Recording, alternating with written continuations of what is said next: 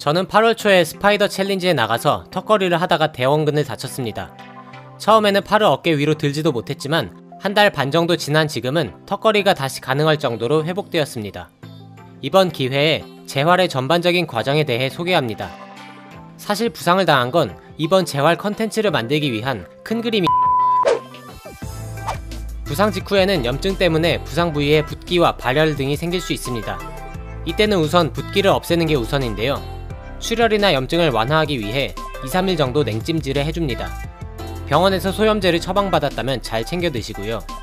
부상당한 지 3일 이상 지나서 붓기가 가라앉았다면 그때부터는 온찜질을 해주세요. 따뜻하게 해주면 혈액순환이 잘 돼서 영양 공급이 잘 되기 때문에 회복이 빨라집니다. 부상 직후에는 딱히 할 게 없습니다. 재활에 좋다는 운동이나 마사지를 어설프게 따라했다가는 오히려 회복이 늦어질 수 있습니다. 그냥 아무것도 하지 마세요. 근육이나 인대가 다쳤을 때는 눈에 안 보이는 곳이라서 뭔가 다를 거라고 보통 생각하는데 피부가 칼에 베어서 다친 것과 똑같습니다. 피부에 상처가 났는데 그 부위를 문지른다거나 주변을 스트레칭해주면 상처가 아물지 못하고 다시 벌어지겠죠. 마찬가지로 근육이나 인대를 다쳤을 때도 상처가 다시 벌어지지 않도록 움직임이나 마사지는 최대한 피하는 게 좋습니다. 상처의 복구는 몸의 회복 능력에 의존할 수밖에 없어요.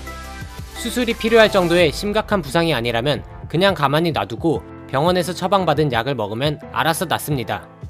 부상의 정도에 따라 상처가 아물 때까지는 짧게는 일주일에서 길면 한 달 넘게 걸릴 수도 있습니다.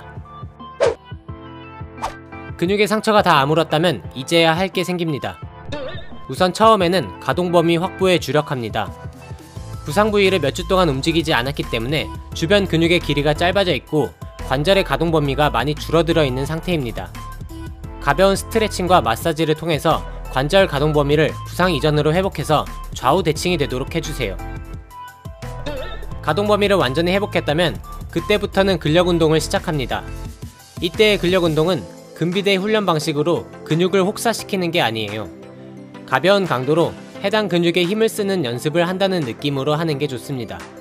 이때 선택하는 운동 종류는 양발이나 양손을 동시에 쓰는 운동보다는 한 발이나 한 손을 쓰는 운동을 해주는 게 좋고요.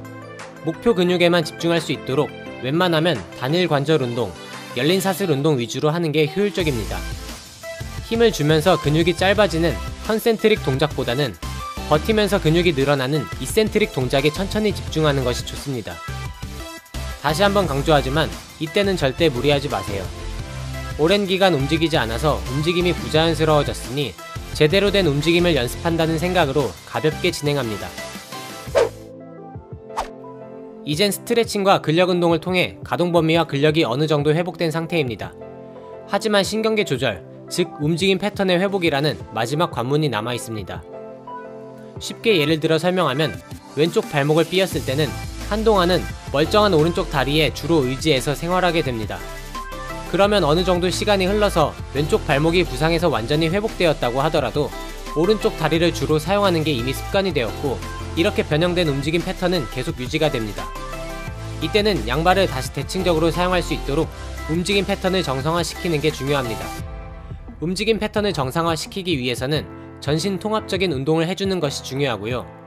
움직임 패턴에 관한 내용은 분량이 많으니 다음 기회에 언젠가 자세히 다뤄보도록 하겠습니다. 부상 후에 병원에 가서 진단을 받았고 2주치 약을 처방받았습니다. 아이스팩으로 3일간 냉찜질을 했고요. 핫팩으로 온찜질을 2주 정도 했습니다. 2주 후부터는 등 근육 마사지와 스트레칭을 조금씩 해서 가동 범위를 늘렸습니다. 양쪽 어깨의 가동 범위가 같아진 후부터는 등 근육의 근력 운동을 시작했습니다. 운동 종목은 열린 사슬 운동인 랩풀다운과 시티드 로우를 주로 했고 한 손으로 이센트릭 동작에 집중해서 천천히 반복했습니다. 등 운동을 시작한 지 3주차부터는 통합 운동인 턱걸이를 다시 시작했습니다. 처음에는 다친 쪽의 견갑골 컨트롤이 잘 안됐지만 이센트릭 동작에서 견갑골의 움직임 조절에 신경 써서 훈련했습니다. 한 달 반 정도 지난 현재 아직 100% 회복은 못했지만 이젠 통증도 없고 견갑골의 움직임도 많이 되찾았습니다. 저는 근육의 가벼운 부상이었고 이번 영상은 근육 부상의 관점에서 설명했지만 근육이 아니라 관절의 부상일 경우에도 전반적인 재활 과정은 비슷합니다. 다만 근육에 비해 건과 인대는 회복이 더 느리기 때문에 시간이 더 오래 걸릴 수 있습니다. 있습니다.